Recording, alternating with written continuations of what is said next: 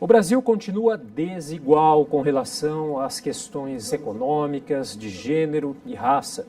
Foi o que constatou um estudo recente publicado pela Oxfam Brasil. E para falar sobre esse estudo, eu recebo agora o Rafael Georges, que é coordenador de campanhas da Oxfam Brasil. Tudo bem, Rafael? Boa tarde. Tudo bem, boa tarde.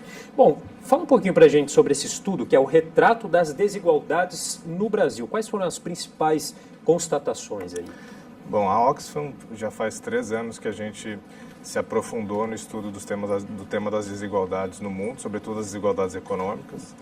E aí agora, esse ano, a gente lançou pela primeira vez um relatório nosso sobre desigualdades no Brasil. A gente procurou analisar dados de renda, patrimônio e distribuição de serviços essenciais na população brasileira e também como algumas políticas públicas, em particular gasto social, tributação, mercado de trabalho, dentre outras, afetam a questão das desigualdades brasileiras. Quais que são aí as principais consequências dessas desigualdades? Em quais aspectos, em quais situações elas ficam mais evidentes? Acho que as desigualdades são um mal em si mesmo, né? A sociedade brasileira, na Constituição de 88, definiu que desigualdade seria um mal a ser reduzido como parte da missão do projeto de nação que a gente tem. Mas, além disso, as desigualdades têm consequências sobre vários outros aspectos da vida social. Por exemplo, violência está muito relacionada a desigualdades. Cidades muito desiguais tendem a ser mais violentas. Acesso a serviços essenciais. Então, desigualdade de renda no Brasil está muito correlacionado com acesso a serviços. Em geral, os mais pobres também são aqueles com menos serviços, como oferta de esgoto, acesso à água, energia elétrica, leitos hospitalares, etc. E acho que também tem uma questão de estabilidade. Uma sociedade menos desigual é uma sociedade mais estável, mais solidária. E isso foi dito até pelo ex-presidente americano, Obama, na passagem pelo Brasil. Ele falou, um mundo onde 1% detém o mesmo que 99% nunca pode ser estável. E ele repetiu isso no Brasil ontem. Que é a nossa situação. E a gente acredita, exatamente. Bom, e teve um dado aí, deste ano o Brasil despencou, dado da desigualdade social da ONU, que o Brasil despencou 19 posições nesse ranking de desigualdade, né? Figurando aí entre os 10 mais desiguais do mundo. Quer dizer, a gente está piorando nessa questão? Tem alguns estudos recentes que usam dados tributários, ou seja, dados da declaração de imposto de renda, que conseguem apontar o que a gente não conseguia apontar antes, que é o fato de que existe uma elite no Brasil que concentra muita renda e que continua concentrando renda e ficando com a maior fatia do bolo do crescimento. Isso aponta esse problema histórico que é a concentração de renda no Brasil. Então, sim, de certa forma, a gente se não está piorando, está estagnado. Isso não mudou, né? Isso mudou muito pouco. O que mudou positivamente foi a distribuição da renda do trabalho.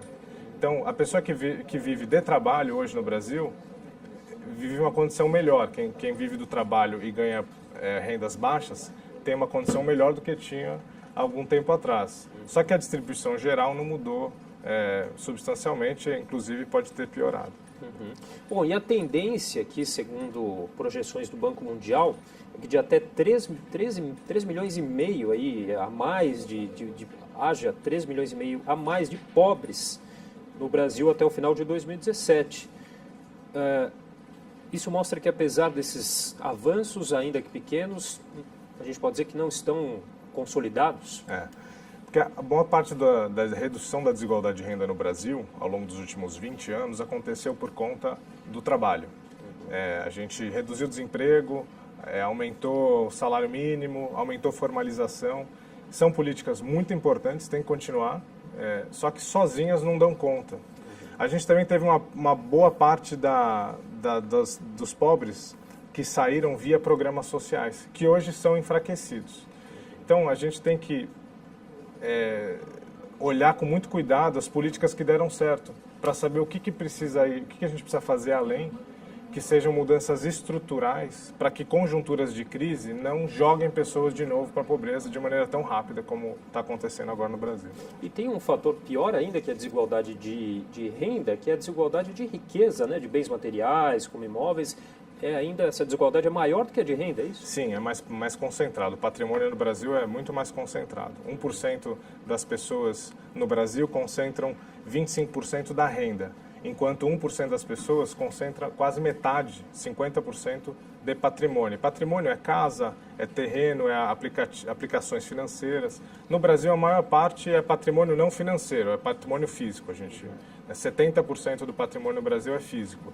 É imóvel, é terreno. Então, E esse estudo mostrou também, Rafael, que nós estamos em situação muito pior do que países vizinhos, né, como Argentina, Uruguai, nessa questão da desigualdade. Né? Com certeza. A mensuração de desigualdades no mundo aponta que não basta você ser uma grande economia, como é o caso brasileiro, e não basta você ter sucesso em algumas políticas, como também é o caso brasileiro, mas são necessárias políticas sustentadas ao longo do tempo.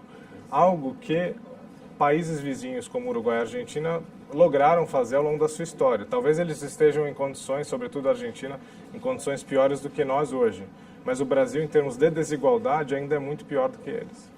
Bom, e aí tem duas situações aí também complicadas, que são as mulheres, né, e os negros. Né? As mulheres ganharão o mesmo salário que os homens só em 2047, de acordo com estudos aí, enquanto os negros terão essa equiparação de renda com os brancos somente em 2089. Os negros continuam sendo aí os mais prejudicados nessa questão de desigualdade. Com certeza. Acho que mulheres e negros, quando a gente aproxima o holofote, né, a lupa, para ver quem é que está na pirâmide social, quem está na base, a gente vai encontrar, sobretudo mulheres, sobretudo negros. E a mulher negra, a base da base.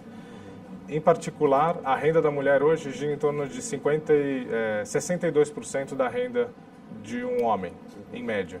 E a renda de um negro está em 57% da renda de um branco. A gente está falando de uma distância muito grande. Apesar de ter avanços históricos, quando a gente projetou, a gente realmente chega nessa situação, para negros sobretudo, em que a equiparação de renda entre negros e brancos só acontecerá quase mais de 2 séculos depois da abolição da escravatura, que é uma situação absurda. E a urbanização acelerada, que é o caso aqui das grandes metrópoles, principalmente aqui em São Paulo, acaba deixando mais evidente essa questão de desigualdade? Com certeza. O Brasil sempre foi muito desigual regionalmente. A gente sabe, todo mundo sabe que o Nordeste e o Norte, mas sobretudo o Nordeste, onde são as regiões mais pobres do Brasil, onde a renda média é mais baixa, menos investimentos. Com a urbanização acentuada nos últimos 50 anos, essas desigualdades regionais elas foram trazidas para dentro da cidade. São Paulo é um símbolo disso. A gente tem poucos bairros que têm acesso a serviços, tem tudo do bom e do melhor, e a gente tem vários bairros, em geral, de periferia, que sistematicamente estão entre os piores bairros em vários indicadores. A gente fez uma análise com base nos dados da rede Nossa São Paulo, que são famosos, são lançados anualmente, e a análise que a gente fez, a análise que eles fazem, a gente trouxe para o relatório, é que 34 distritos de São Paulo são sistematicamente os últimos nas análises dos indicadores de desigualdade.